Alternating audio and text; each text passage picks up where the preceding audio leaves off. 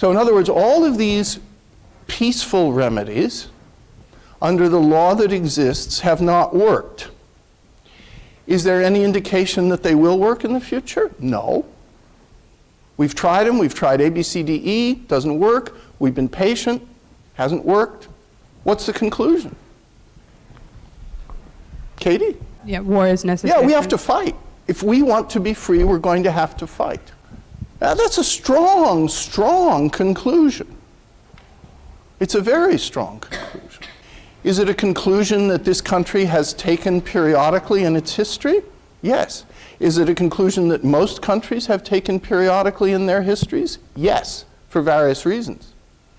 But Henry's reasoning is it's freedom or slavery. We're in a condition of slavery. We've done everything that we can peacefully to try to get out of that condition of slavery. It hasn't worked. There's no indication it's going to work. Therefore, what choice do we have? So, what part of ethos, logos, and pathos is this? Logos, right. And as you look at the address, you'll see that Henry follows this logical chain actually throughout the address. He really does. He says to think that we're going to get out of this condition by doing what we've done simply indulges the illusions of hope. It's not going to happen. For my part, whatever anguish of spirit it may cost, I am willing to know the whole truth, to know the worst, and to provide for it. Are fleets and armies necessary to a work of love and reconciliation? In other words, those who are calling for reconciliation with Great Britain, is it necessary then to have standing armies and people occupying your house and British fleets near your ports? And he would say no. That's a sign of the British trying to exert their force on us. And indeed, it wasn't too long after this that the statesman Edmund Burke, very often associated with conservative views, a lot of truth to that, but not always, actually gives a speech in Parliament to say, we must conciliate with the colonies. We must. Because all we're trying to do is get taxes out of them. And the colonists are really a tough lot to deal with. Their trade is increasing, their population is increasing. They're very good lawyers. They're going to argue us to death. He basically says this. But it's too late. The policy of Lord North and the policy of George III are set. If the colonists aren't going to knuckle under and the colonists aren't going to pay taxes, then the British are going to exert force. And if the colonists make any noises about any kind of armed rebellion, what will the British do? Yes, crush it. We will send a troop out from Boston, and they will go to Lexington, and then they will go to Concord. Take the train out to Concord sometime. Go to Old North Bridge. That's where the shot heard round the world was fired. And Henry is anticipating that in many ways. So he says, we've done everything. We have petitioned. We have remonstrated. We have supplicated. We have prostrated ourselves. There is no longer any room for hope. Now, whether you agree with that or not, that's a fairly convincing logical structure. Where's the pathos in the speech? How does feeling get injected here? It feels like he's trying to inject fear into them. He's talking about tyrannical hands and how they've been slighted, violence, insult, disregarded, spurned, contempt. It's all about anger and fear and riling them up. Yes, so there's been fear, there's been oppression. And what about looking toward the future? What kind of feeling is he trying to elicit in turning toward the future, thinking about what future action might occur? I think it's one of hope, optimism. He talks about how God is on their side. Yes, there is a just God who presides over the destinies of nations. So there is no retreat, but in submission and slavery. Our chains are forged. There's an image, meaning we're in slavery. The war is inevitable, and let it come. I repeat it, sir, let it come. Now that's a good indication of how to use repetition. You don't just repeat it, you say, I repeat it, or to repeat, or to emphasize, or it is worth repeating. And he does it right away. I repeat, let it come. And then we've done logos, we've done pathos. What about ethos in this speech? How is ethos developed in this speech? In the very introduction, when he talks about no man thinks more highly than I do of the patriotism as well as abilities of like the worthy gentlemen who are opposing him. So the first few sentences, he tries to like ingratiate himself to his audience. Yes, ingratiate, or at least maybe ingratiate's too strong, I'm not sure. Yeah, develop some sort of like rapport. A rapport, yes, he does. yeah. He tries to develop a rapport. He tries to say, I understand those of you who might not now stand with me. I do respect that. He's, after all, in an assembly of individuals. And then, how is ethos shown at the end or throughout? If you were listening to this person give this speech, what would you think? Well, one thing is at the end, he does say, give me liberty or give me death, which is a very strong thing to say. But he says, I know not what course others may take, but this is what I'm choosing. Yes. So the speech has a certain personal integrity to it throughout. He's arguing something, but he's also putting himself on the line. We could say this is obvious, but he really means it. All those people who signed the Declaration of Independence, they were putting their lives on the line. What happened in the Revolutionary War out here on Brattle Street? All those houses were broken into, half the people were run off into Canada, property was lost, threats were made, people were going to be tarred and feathered. Harvard was a divided college. It was a bad situation, here and many other places.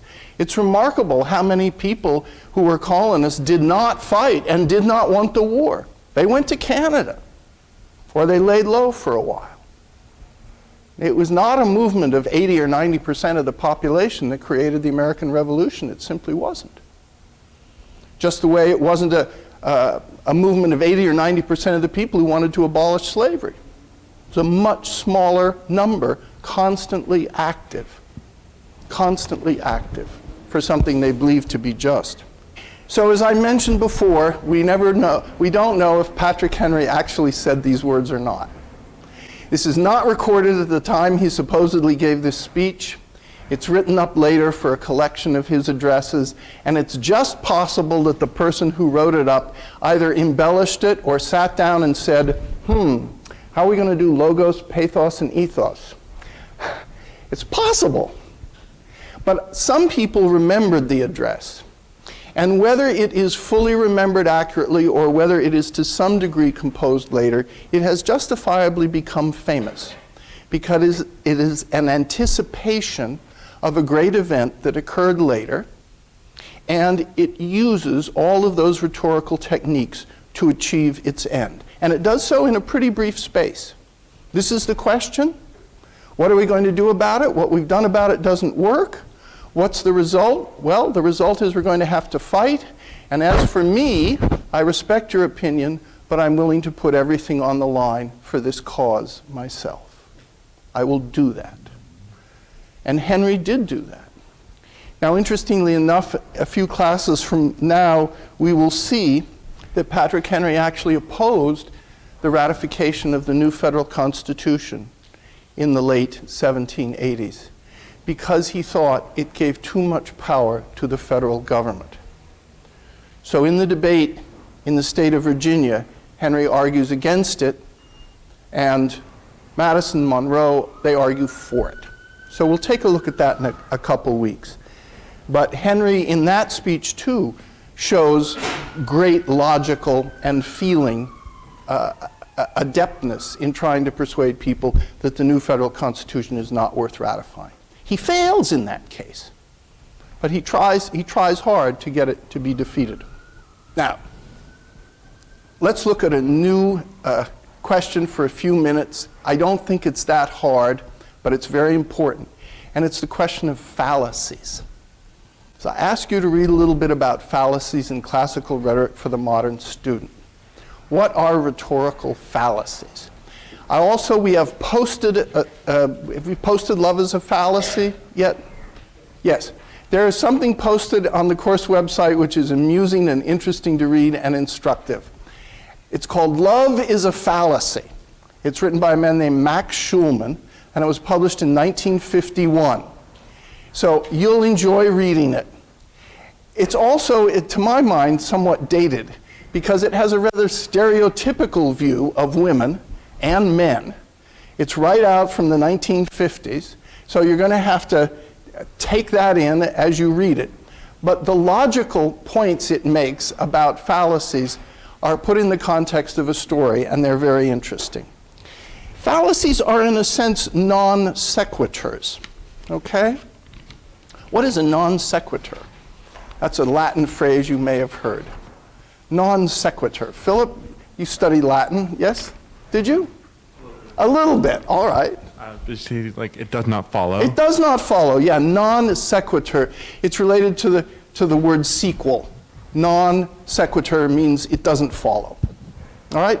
And fallacies are basically trying to get you to follow something when logically it actually doesn't follow. But they're tempting.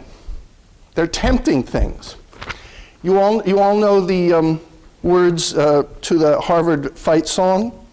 All know those? Who's here in the Harvard band? Band. Well, you know these words?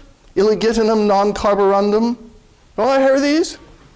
Nobody go to a football game? What does illegitimum non carborundum mean? Oh, you don't know. I sing it, but I don't know. Oh, you sing it, but you don't know it. We're never going to have a lesson in the Harvard fight song, football. Illegitimum non carborundum. That basically means don't let the bastards wear you down. Carborundum is a very hard stone, and illegitimum here basically means those who are not of legitimate birth. Look, this is all fake Latin in the song, sort of fake Latin. Domine salvum fac, you know what that means? Oh, no more classics. Domine salvum fac means basically God save the king. Now that's a really strange concatenation of lines. Don't let the bastards wear you down. God save the king. Illegitimum non carborundum domine salvum bac. Gaudiamus igitur. Yeah, be proud of yourself. Be proud of yourself. Gaudiamus igitur. Gaudiamus igitur means therefore. Yeah, therefore. Veritas non sequitur? Question mark. Truth does not follow? Question mark. That's part of the Harvard fight song. You see, there's a little self-parody in it. Got it? Got it? Illegitimum non carborundum ipso facto. Right? Can you sing these words? Would you? No, too shy. All right. We should have a recording of it. So, right there we have veritas non sequitur. Truth doesn't follow? Question mark.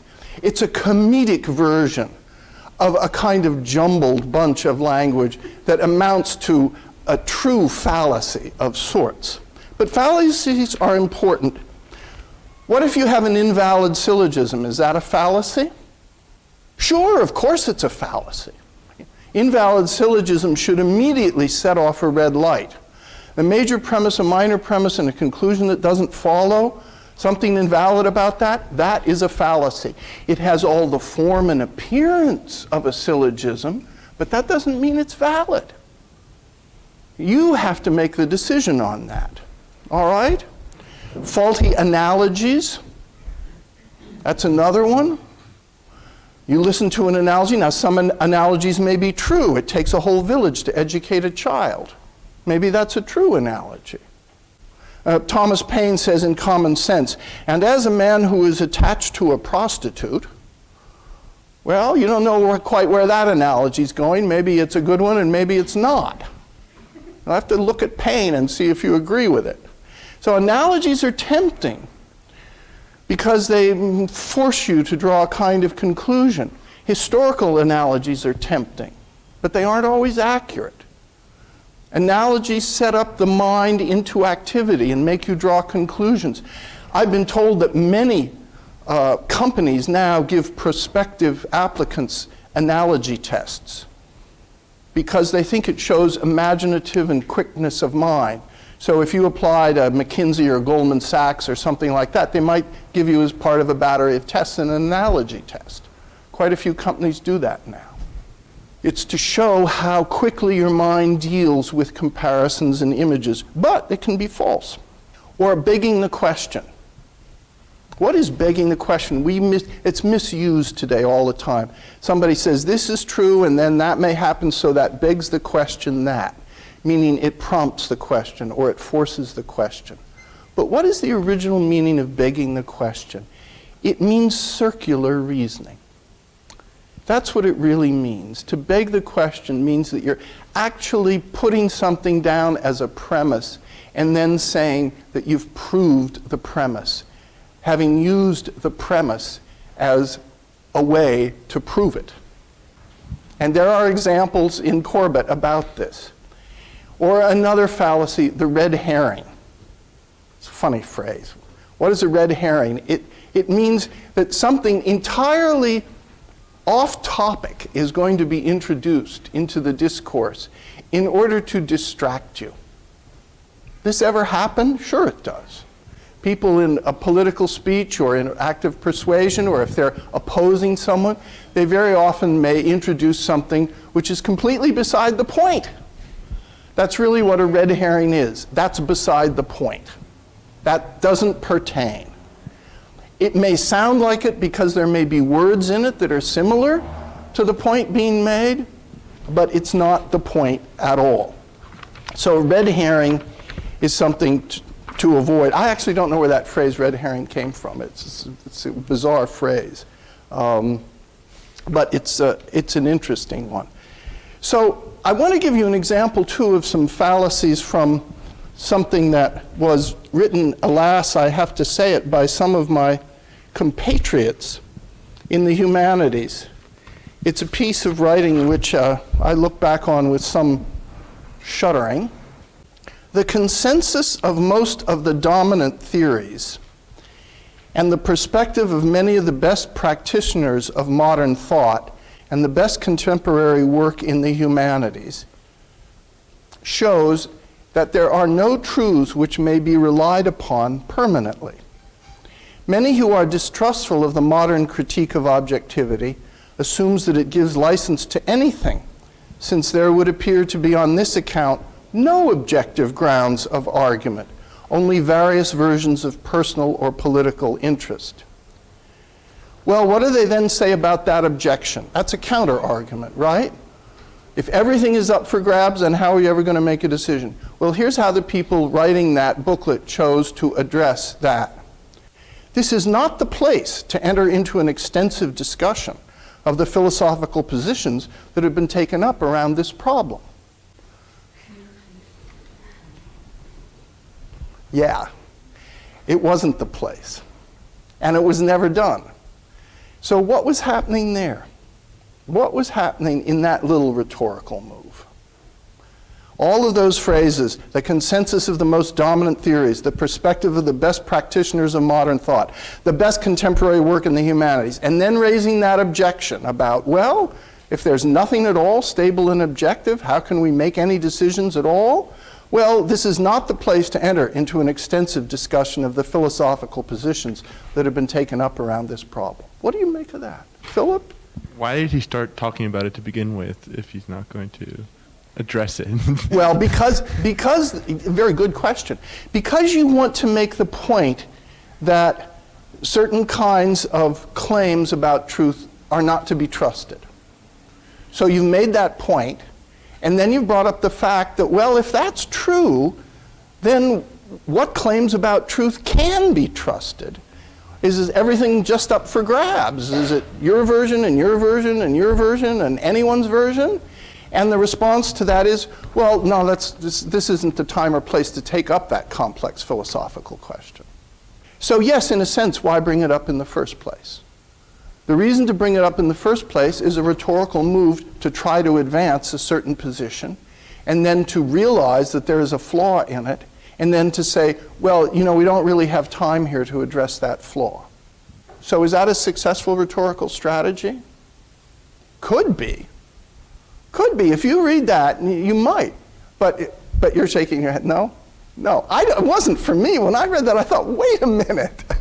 Wait a minute. You dug yourself a hole, and now you're going to throw the shovel away and the ladder too and say it's not the time to discuss it? So there are many, many forms of fallacies. If you read Love is a Fallacy by Max Schulman, it will give you a humorous, quite delightful, a little outdated in its social attitudes, but it'll give you a quite wonderful introduction into how certain fallacies might be used in direct common conversation and real life situations.